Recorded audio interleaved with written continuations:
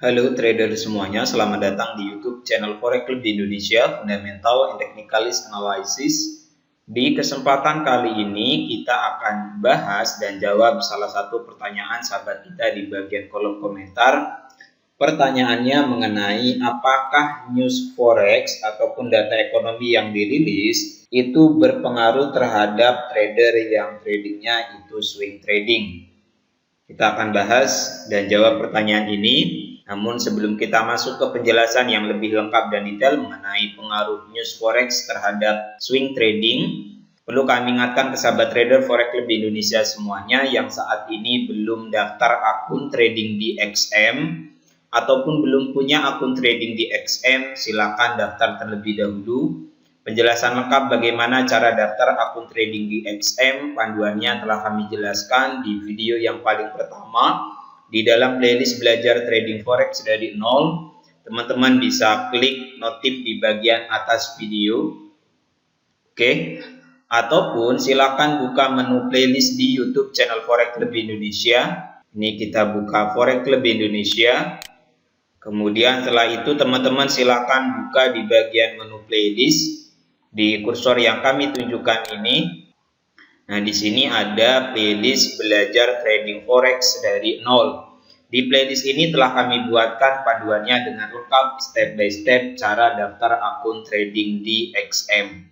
Ikuti panduannya, ikuti langkah-langkahnya agar teman-teman semua punya akun trading di XM. Link website XM kami cantumkan di bagian kolom deskripsi video ini.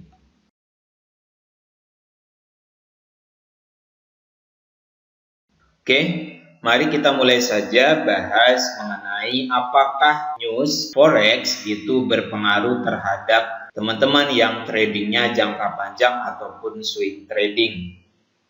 Kita akan buka terlebih dahulu kalender ekonominya untuk melihat news Forex apa saja ataupun data ekonomi apa saja yang akan dirilis. Teman-teman silakan buka link website XM di bagian kolom deskripsi video ini. Ini kita buka tab baru, klik link yang ini, buka saja di bagian deskripsi video ini, di situ kami cantumkan linknya. Nah, nanti kita akan diarahkan ke form pendaftaran akun trading real di XM. Teman-teman yang belum punya akun di XM, silakan daftar terlebih dahulu dan ikuti langkah-langkahnya. Kita ke halaman utama untuk melihat kalender ekonomi. Kemudian silakan klik bagian menu riset dan edukasi dan pilih kalender ekonomi. Sebelum kita gunakan kalender ekonominya, kita setting terlebih dahulu. Waktu saat ini kita pilih +7 di Jakarta, yang ini. Kemudian kita lihat data ekonomi yang akan dirilis minggu depan dari tanggal 24 Oktober sampai dengan tanggal 31 Oktober. Ketika teman-teman menyimak pembahasan ini, mungkin waktunya sudah berbeda karena kita berkaitan dengan jam tayang. Tapi pada intinya sama, apa sih itu pengaruh news Forex terhadap pergerakan mata uang di pasar valuta asing? Gimana pengaruhnya dan apa sebaiknya yang harus kita lakukan? Klik berlakukan. Kita filter, setelah kita pilih tanggalnya, kita filter. Kita hapus dulu semuanya negara-negara yang sudah secara otomatis di checklist. Kita hapus dulu. Di sini kita pilih Amerika Serikat. Kemudian kita pilih Jepang. Kita pilih Kanada.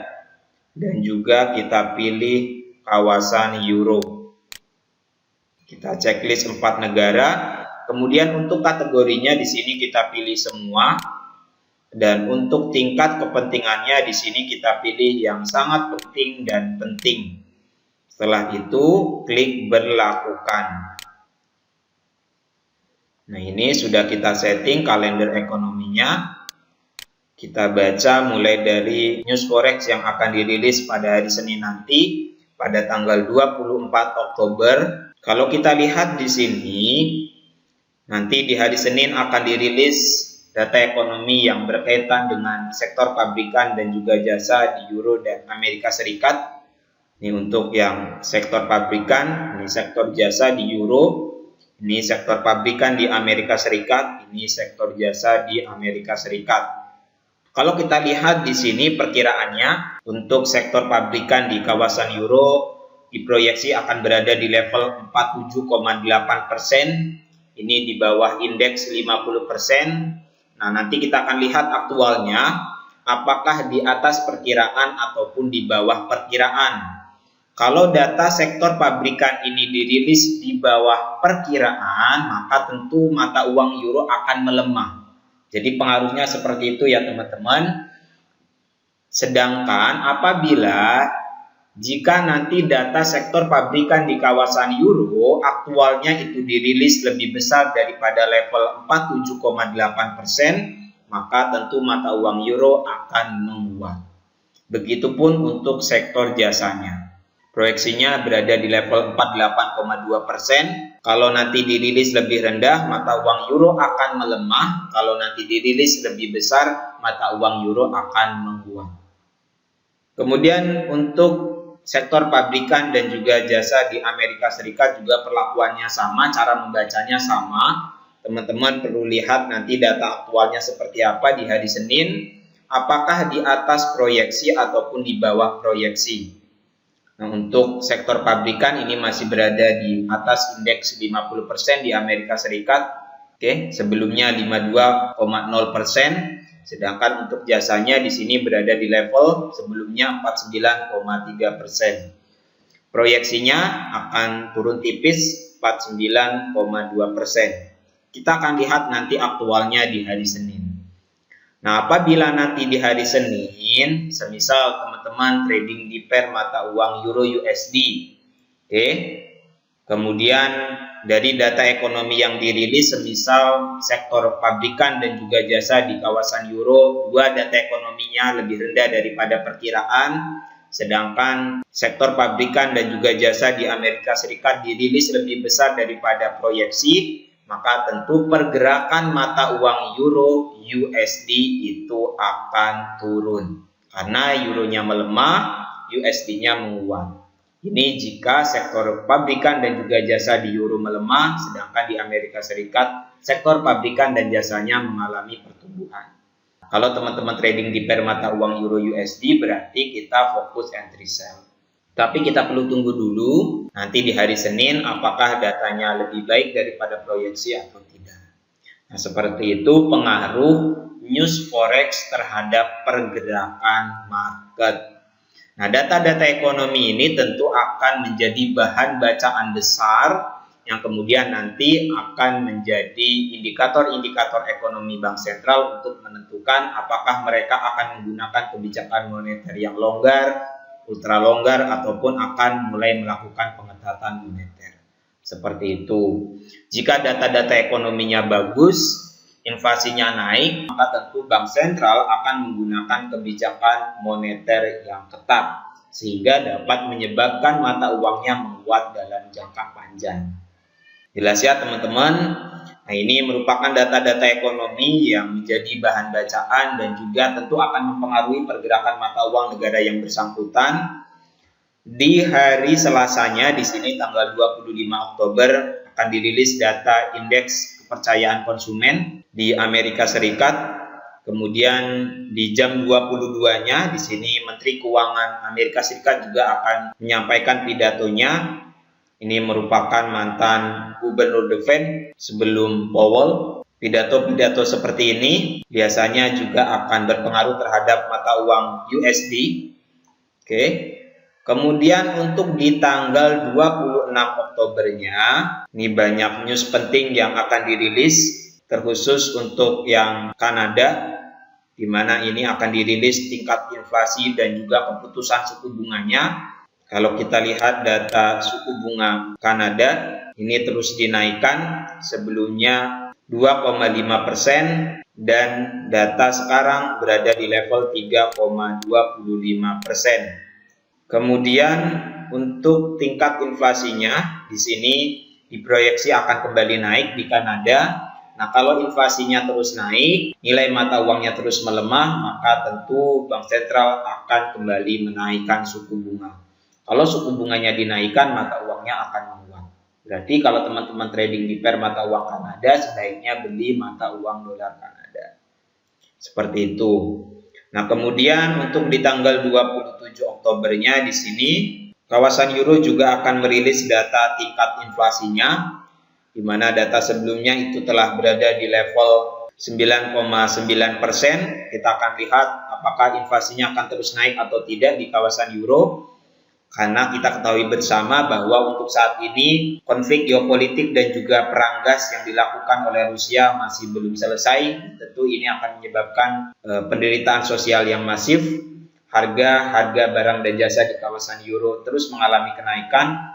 Dan tentu peristiwa ini akan menyebabkan mata uang euro melemah dalam jangka panjang. Dan untuk di akhir pekannya di sini Jumat 28 Oktober, BOJ akan merilis kebijakan moneter terbarunya, di mana di kebijakan moneter yang terakhir mereka masih tetap menggunakan kebijakan ekonomi yang ultra longgar sehingga mata uang yen melemah terhadap beberapa mata uang yang lainnya.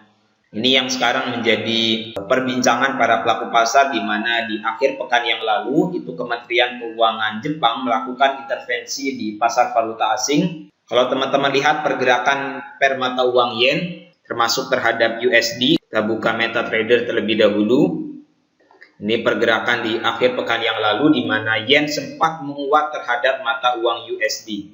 Hal ini disebabkan oleh intervensi Kementerian Keuangan Jepang terhadap mata uang yen di pasar valuta asing, karena kalau kita lihat data pergerakannya, yen terus mengalami pelemahan. Ini merupakan level tertinggi 151.9, level puncak dari tahun 1990, 32 tahun ke belakang ini level tertingginya, sehingga hal ini membuat pemerintah Jepang melakukan intervensi untuk menjaga nilai tukar mata uang yen. Ini merupakan tindakan yang wajar saja menurut kami, karena memang kalau semisal di negara kita saja rupiah terus melemah, nilai tukar terhadap USD terus melemah, semisal 1 dolar sama dengan 20.000, tentu ini akan membuat pemerintah mengambil tindakan yang cepat untuk menjaga nilai mata uang rupiah terus turun terhadap USD. Seperti itu kasusnya. Teman-teman bisa baca di beberapa portal ekonomi global. Ini yang berita yang tadi tentang intervensi Kementerian Keuangan Jepang di pasar valuta asing karena mata uang yen yang sudah naik pada level tertinggi selama 32 tahun ke belakang.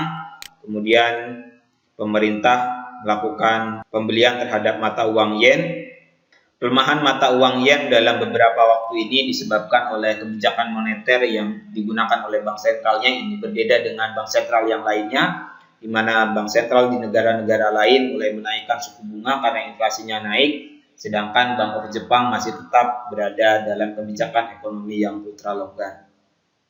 Beberapa analis memberikan saran sebaiknya Bank of Jepang itu harus mulai menaikkan suku bunga guna menjaga yen tetap menguat di pasar valuta asing. Ini untuk berita yang pengunduran diri Perdana Menteri Inggris yang baru setelah menjabat selama 6 minggu, Liz. Kemudian diprediksi juga Boris Johnson akan kembali duduk di Parlemen Inggris, di mana terjadinya kekosongan di pemerintahan Inggris ini tentu akan menyebabkan pelemahan terhadap mata uang pound sterling, karena jika situasi dan kondisi politik belum stabil maka tentu mata uangnya akan melemah. Oke, jelas ya teman-teman semua. Sedangkan Amerika Serikat sendiri meskipun inflasinya naik dan juga menghadapi resiko terjadinya resesi, ini daya beli masyarakat terus naik, dan ini merupakan sebuah dukungan bagi bank sentral untuk terus menaikkan suku bunga ke depannya. Kita akan lihat nanti di tanggal 2 November di awal bulan depan nanti apakah The Fed akan menaikkan suku bunga atau tidak.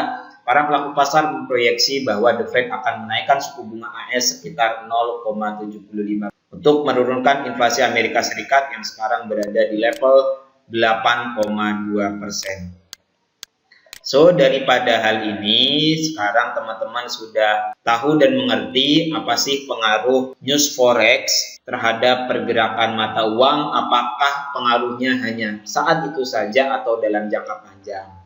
Nah, saat data-data ekonomi itu dirilis, tentu akan terasa langsung efeknya terhadap pergerakan market dan juga akan mempengaruhi pergerakan mata uang negara yang bersangkutan dalam jangka panjang. Seperti itu. So, daripada perbincangan yang tadi telah kita lakukan, sekarang kita seharusnya sudah dapat menentukan apa sih mata uang yang harus kita tradingkan nanti di minggu depan. Karena kondisi politik di Inggris belum stabil, sedangkan The Fed akan menaikkan suku bunga di awal bulan depan, maka sebaiknya kita lakukan open posisi sell di pair mata uang GBP USD. Pound sterlingnya melemah, USD-nya menguat, berarti kita cari resisten untuk melakukan entry sell. Teman-teman tinggal cari saja dan lihat di grafik perdagangannya. Ini pair mata uang GBP USD. Tunggu saja harganya naik ke level-level resisten untuk teman-teman melakukan open posisi sell. Semoga penjelasan dan jawaban mengenai apa sih pengaruh news forex terhadap pergerakan mata uang di pasar valuta asing ini bermanfaat. Jika ada hal yang belum dipahami, silakan tulis pertanyaannya di kolom komentar di bawah dan jangan lupa subscribe YouTube channel Forex di Indonesia dan nantikan video lainnya. Teman-teman yang ingin belajar analisa fundamental lebih lengkap, silahkan buka menu playlist analisa fundamental Forex di YouTube channel Forex Lebih Indonesia. Klik bagian menu playlistnya. Nah, di sini ada playlist analisa fundamental Forex. Teman-teman bisa belajar banyak mengenai tips dan trik cara analisa fundamental yang benar di playlist ini. Selamat berjumpa di video selanjutnya. Terima kasih. Assalamualaikum warahmatullahi wabarakatuh.